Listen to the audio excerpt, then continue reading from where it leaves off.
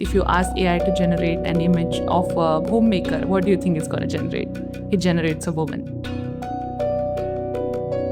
It is still considered a woman's job to keep the family together, to keep the household together, because you have to be a person who has to constantly talk, be visible, constantly share your opinions. And I think a lot of women struggle doing that. When I speak in a meeting, I have to come with all the reasons, I have to come with all the data to bring my point. Sometimes, my opinions I feel are not as valued. I don't think there's a movie which is just about a woman who is in tech and she does something really big, right? Being an Indian immigrant in US, I also got hate go back to your country.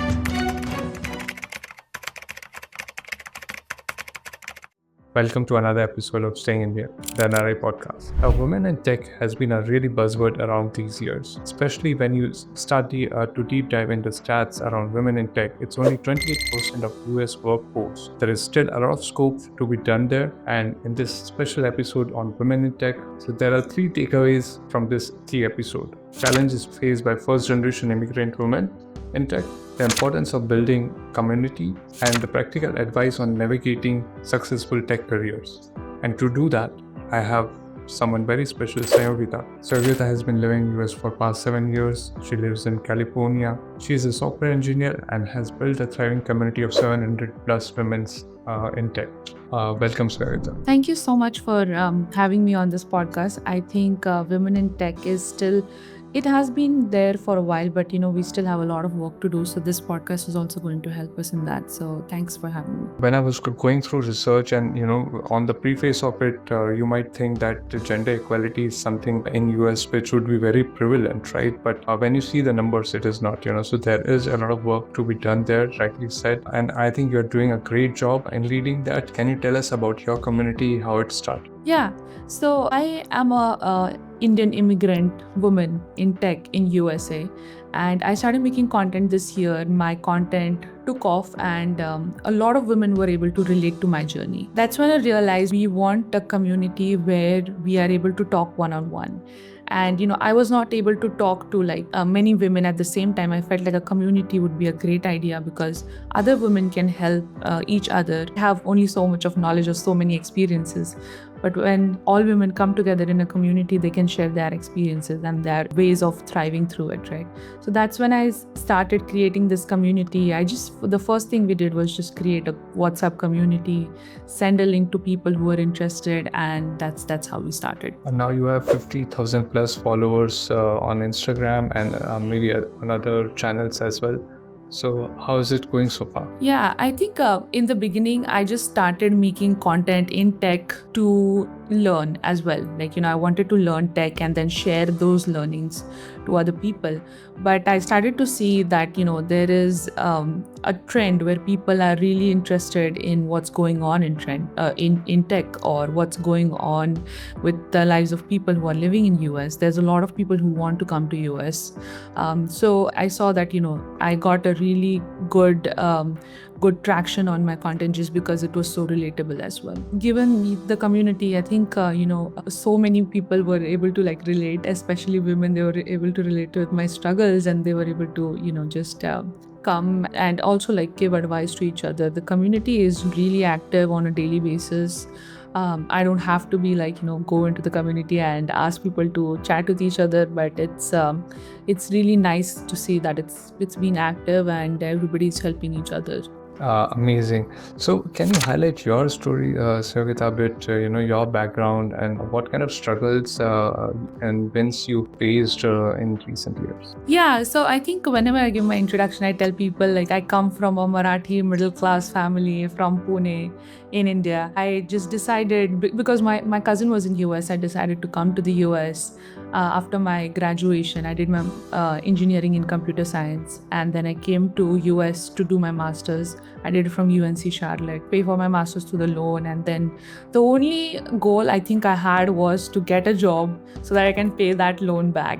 That's what the main goal was, but the goal never was to thrive in my career, because mostly I think all people in that background are have grown up to, think that money is going to solve all my issues. But when you land in US, you understand that even like if you get that job, there are other things that are going to be like a hindrance, like the visa issues, or you want to grow your career, there's not a lot of support, things like that. But eventually I think I figured it out, like, the money situation was figured out. So now I start, concentrating on my career. That's when I also started making content, and I figured out there is a lot of need for support. Also thought that I did not have a role model, a woman role model, even while growing up. And even when I was in tech, I felt like I did not belong because I did not see many faces similar to me in tech. Like we see Elon Musk, we see Steve Jobs. There are so many male role models in tech, but a woman role model, especially in tech, business, sure, but in tech, it was really difficult. So for a long time, I did believe that I did not belong in tech, but now I'm taking the narrative in my hands and trying to change it.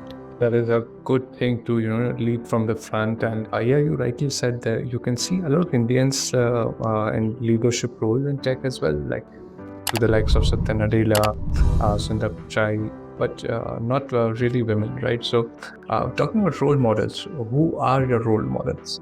Yeah, so it took me a while to find my role models in tech, but now that we have seen that there is lesser role models, a lot of people have also started highlighting women in tech. So recently, the work that I have been following of is, I think she's the president in Atlassian. Her name is Bharadwaj. She also came from India, and then she grew in her career, and now she's at Atlassian is a big company and she's the president there. So she's one of my role models. And then I also have, I go to a lot of meetups and events in Bay Area, and I meet a lot of women there. And so many of them are doing such great research, whether it be in AI, data, or other aspects of tech. Other woman that I met, her name is Shelby Heineke. She's in Salesforce. She's doing amazing research in AI. So those women are really like my role models. I really adore them and want to do more things like they are doing. Yeah, there has been a rise in leadership roles in general in Silicon Valley. You see a lot of women are taking up these leadership roles and doing a great job. If you take the stats, 82% of the workforce in Silicon Valley is men, and only 18% contribute to women workforce. So I think the number has to change, and there has to be a lot of work done. But yeah, you talk about a lot of conferences you go to. You have been a spokesperson in some of them. How is the experience being women representative? Yeah, exactly. Like you said, the number that you said in the workforce also reflects in conferences or other events, right? So I recently went to a conference. The panel was all men and me, only one woman on the stage, right? And the next conference that I'm going to speak at, there are, I think, total 64 speakers and only 5 women speakers. So it's really hard for me or even other women to see that, we are not well represented. I have seen, so that's why I've taken this as a challenge to myself, that I want to represent women wherever I go. That's why I want to speak at more conferences. Also, I share a lot of, conferences with my community and ask them or motivate them to start speaking up at conferences. It's not that you need to know a lot. You just need to know your material well, and then you can start speaking at conferences, right? So I think just motivating other women and also showing up myself. I think I'm trying to make a difference in like the stats a little bit. Yeah. And you've also spoken about the hate that you receive being an immigrant woman in tech. Can you describe a bit more? Were it like multiple incidents that happened, or was it like something that was taken personally? Yeah, so when I started posting content on Instagram, it did go viral. Some of my videos did go viral, and to be honest, the videos that went viral mostly had hate comments. That's why they went more viral, I felt. So I did get comments like, women can never be tech CEOs. I have never seen a woman tech CEO. Or why should I listen to a woman talking about tech? I don't take my tech content from a woman. Being an Indian immigrant in US, I also got hate like go back to your country, or things like you probably smell like curry, and I just feel like it's so the mindset is so rooted in stereotypes and this bias, or it's just such a regressive mindset to think of somebody like that, because women have been doing so well in tech. People don't know about Grace Hopper. She was one of the leading people who has like helped so much in tech and so on. So they don't know that previously women were the one who were doing so much in tech in general. So I feel there is a hate definitely for women immigrant in tech, and that's why also the reason was to like come forward and like talk about it, and then also help other women. Yeah. I think gender equality in general, not only in tech, but it is still a catch. Do you think the same is applicable in tech industry as well, wherein women are paid less for the same job? Yeah, I'm sure there's definitely a difference in the amount that is being paid to women and to men. I think I was also thinking about the diversity initiatives that a lot of companies are making. We are definitely hiring women probably at the same pay as other men, but as women start progressing in their careers, there is definitely there is an unconscious bias where women are probably not promoted as much, because people have this stereotype that maybe women are not good at tech. So I have seen that once maybe women do get into the industry, but their trajectory in the workforce in tech is definitely not equal to that of men because of the biases that we have. Can you share some of the live examples of women in your community? What kind of challenges they face and how the community helps them? Yeah, sure.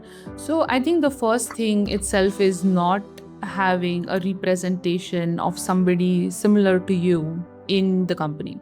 For example, with all the women that I've talked, most of the women complain or just share that they are the only female engineer on their team. This is the case with me as well.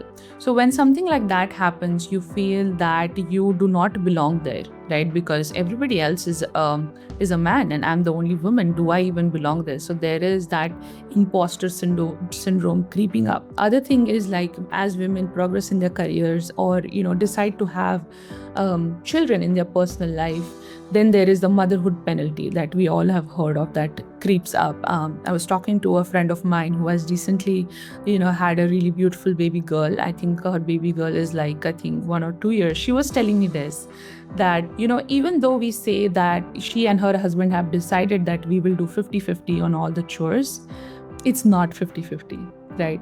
Because women do have to it is still considered a woman's job to keep the family together, to keep the household together, and do all the caretaking needs. Right? So she was working in a really good company, and she had to take a break because it was becoming so much, and she had to move to a company where the workload is a little bit easier. Of course, I'm glad that she did that. So yeah, I think there's so many factors that so many challenges that women face on a day-to-day basis, right? And I think we can go to the question like how my community is helping these women. First of all, I think just talking about these experiences and seeing that you are not the only one who is facing it, that helps a lot. This has helped me so many times. Wherever I've had bad days, we do have a group in the community where we talk about our imposter syndrome, not being able to speak up, or how we are feeling in the workplace. And so many women come to your support. Women will share, either say you know what, I'm in the same boat. I don't have the solution, but we are in this together. So you're not the only one feeling this. So when that community comes together to tell you that your feelings are valid, and what you're feeling and going through is valid, I think that helps a lot, and that's how I think the community is helping. Some women also have resources. They come with resources. They tell you books to read, or podcasts to listen to come out through those things. So I think that's how, like, I think the community is helping each other. Yeah. And I hope they listen to this one as well and it helps them as well. Yeah, definitely. Yeah, no, thanks. So I think, what are the key steps if you can highlight the industry needs to take to promote the more inclusivity? Yeah, like we said, there a lot of companies definitely have the diversity initiatives where they are trying to hire more women, right? But after that, I think we also need to support women through their careers, not just at the beginning of their careers, but also through their careers. Because I think a lot of women leave tech at the age of 35. And there are so many reasons. Like we said, the motherhood penalty, promotions are not as, easy for women because there's a bias. So I think companies need to support women not just in the beginning, but later as well. For example, you should teach your teams actively that, there is a bias and how you can overcome that bias. Other things that I think that, especially in US, it's very important is, paid maternity leave. US is one of the worst countries to have a paid maternity leave or a good maternity leave. So we need to support new mothers, and once they come back into the force, I think we should still treat them equally to what we did treat fathers, right? We don't treat fathers any different. So I think we shouldn't treat mothers different as well. Other thing I think that companies can do, and I think there's definitely a lot of initiatives inside the company where they have women at this company, and then they have those sessions. But I think we also need allies, not just the women themselves, but other people who can be allies to the women in tech networks. That is also important because as much as women can do and change, we also need men to come together with us and understand our problems and also provide things that they can do. So yeah, that's I think a few things that I guess big corporations can do to make lives of women easier so that they stick in tech for a long time. And I think a lot of companies are doing a lot of initiatives as well. If you see some numbers, 45% of workforce in Amazon is women, 37 in Facebook, 34 in Apple, 33 and 29 respectively in Google and Microsoft. So they are higher than the average, but yeah, there is still scope. And I think they are doing a good job, and a lot of companies should take that lead and follow them. But yeah, if you were touching upon the point of reasons why women don't feel equal. So can you highlight some reasons in the workforce or in the environment or in the teams that make women feel as not considered belonging? Yeah, so like you brought up big companies, I think all the companies that you mentioned are big companies. So I think once companies become big, they start focusing on diversity. But I think when the companies are small, maybe like a startup, in those cases, there's not a lot of emphasis on diversity. So when they start hiring, I think they do not have probably don't think about these things. There is definitely such a bias in hiring as well. For example, I started my job in a startup and very few women and things like that. So when you are probably not in one of the big companies, when you are one of the smaller companies, you realize that the workforce is still a lot more men than women. And then the reason why women start feeling not equal, I think that also comes from a very cultural the upbringing as well, right? The way women have been conditioned. For example, I grew up in a strict Indian family where women were supposed to, or not just women, but kids were supposed to be good children. You're not supposed to talk back to your parents or anybody in authority, like your teachers, right? So you should be a good child and not have opinions, I would say. You should not talk back. So those things, when you come to corporate America, that just goes away, because you have to be a person who has to constantly talk, be visible, constantly share your opinions. And I think a lot of women struggle doing that. somehow I've seen that, and you can tell me if I'm wrong, but men have somehow gotten out of that pretty quickly, because they probably don't care as much as women do. Like, what is somebody else going to think of me? But they see that they fit in this role, and they are here for a reason, and they should give their outputs. But women have this imposter syndrome on a larger scale, where they constantly doubt if they should be here, just because there's only probably very few women there, plus the conditioning that has happened for so long. So there's definitely like some issues that are very specific to like immigrant women, that I think bring out this feeling that it's not equal. So I think it's a mindset, plus it's also the stereotypes and gender bias that we see. One of the reasons that I have seen, and I think I have faced in also my daily life, is you are probably not heard as enough in meetings. Like, I've seen so many times when I speak in a meeting, I have to come with all the reasons, I have to come with all the data to bring my point. And sometimes like I get spoken over in meetings as well. So sometimes my opinions, I feel, are not as valued. So that happens, and that's I think one of the reasons why women feel that we are not equal, because we get talked over.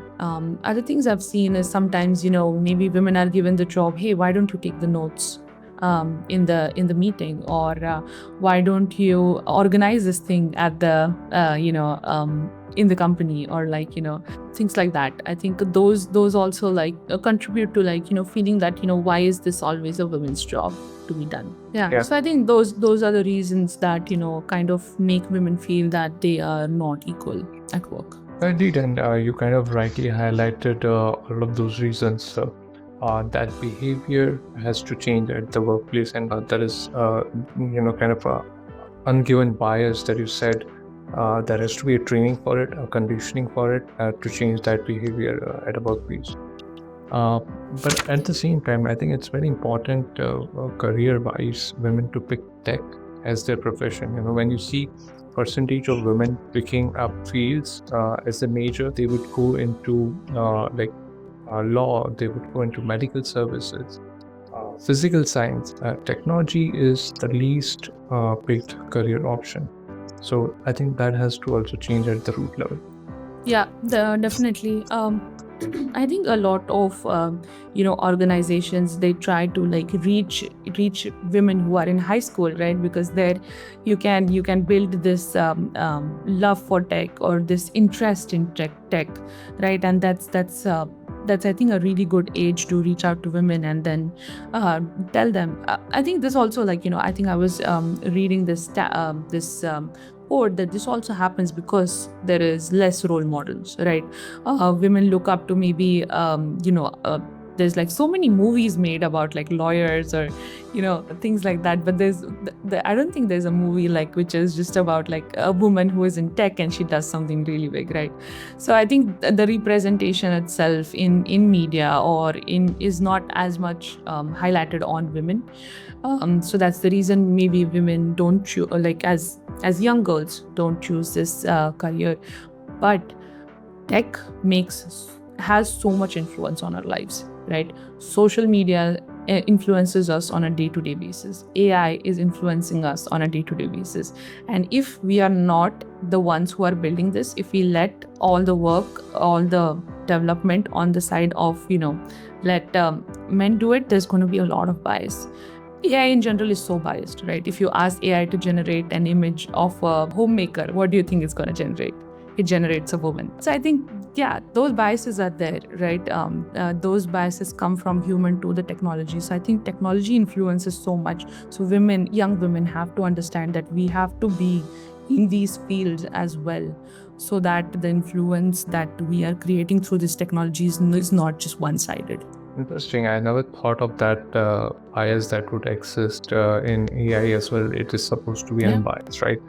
But I read a stat that 60% of women have not adopted AI in their day-to-day workforce or in day-to-day work, whereas only 40% use it for increase in productivity or doing asking few questions. So I think there has to be a work done in adoption of AI as well. Exactly. Yeah, definitely. I think it's just like, women have to get more excited about tech.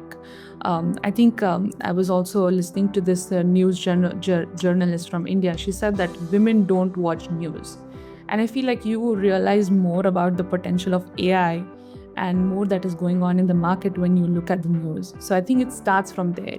Women have to be like, more open to listening to news and listening to what's going on in tech, what are the new things and how this can help me or, disrupt technology in a sense. So yeah, definitely there's a long way to go there as well.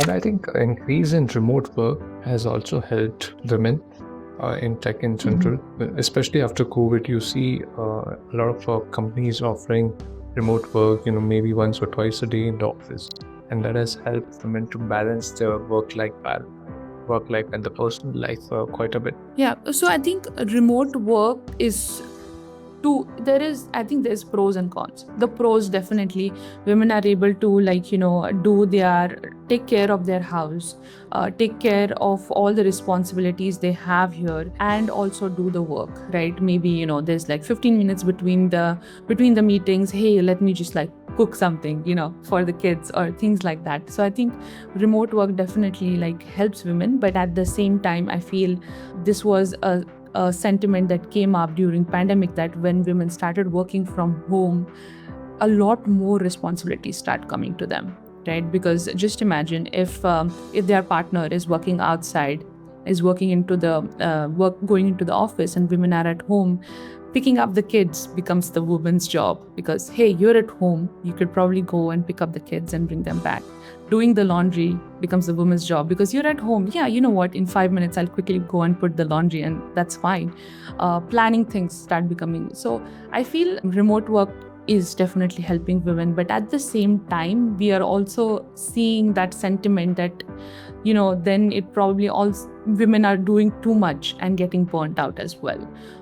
So I think there's a balance to that, and that's why I really like hybrid work, where you can still go into the office, still there's definitely benefits of being in person at least a few days, so that you do a lot of productive stuff, brainstorming and things like that. So I think there has to be a balance between both. There has been a counter argument as well, that gender equality is considered as tokenism for representation rather than for merit. So have you faced such challenges as well? And I think, do you think this is one of the reasons why it's not considered equal, or it's not considered belonging there? Yeah, so I think we have to understand that there is going to be a difference between equality and equity.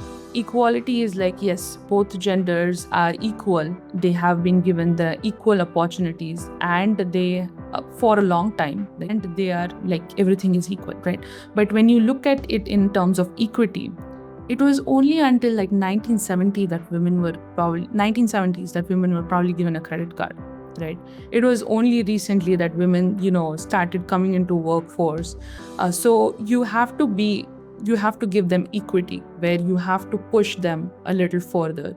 And that's why I think a lot of companies do these diversity initiatives, where we want to bring more women in, but we are also seeing that they are not retained in the companies, right? And like you said, the tokenism, yes, companies might be using it as a PR, but I feel the women who are being using as a token, I feel they are in a position where they can make a change. Women have to think in a way that, I was not just brought in because I'm a woman, but there is probably definitely something there that, I was hired.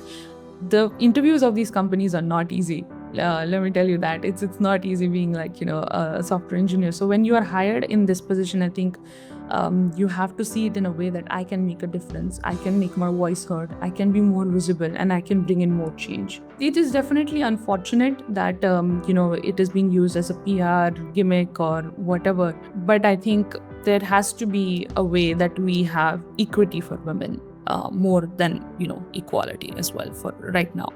Yeah.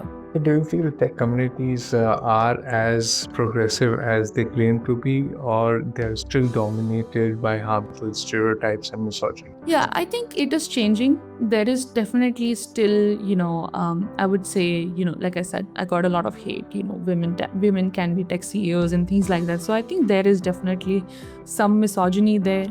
But I think things are changing as well. I like to see it in that way that we have come a long way, and the more we speak up, the more it changes in the tech communities as well. So yeah, I'm still hopeful. So, Sanyogeeta, it has been really nice talking to you and understanding the scenario of women in tech, especially in US and Silicon Valley. But in general, Sanyogeeta, if you have any final comments for women who are aspiring to be in US and joining the tech industry, or who are already there and thinking about or sitting on the fence? Yeah, I would say that you have to take a leap of faith if you are wanting to come to the US, or if you are getting into tech, or even you are just trying to do something new. I think women just have to take a leap of faith, stop doubting yourself, and do the things that you wanted to do. You cannot sit and think of what other people are going to think of me. Just whatever it is that your heart is set on, it could be tech, it could be something else. Just do it without feeling that I won't be able to do it. So yeah, that's all the advice I want to give to all the women out there. So you kind of picked up a tagline of my favorite company I worked with, Nike. Just do it. So Just do it. yeah, that's the piece of advice from Sanyogeeta. Sanyogeeta, thanks for picking up time early morning from San Jose Sure. for us and doing this podcast. It was lovely chatting to you. Thank you so much. Yeah, thank you so much for having me on this podcast.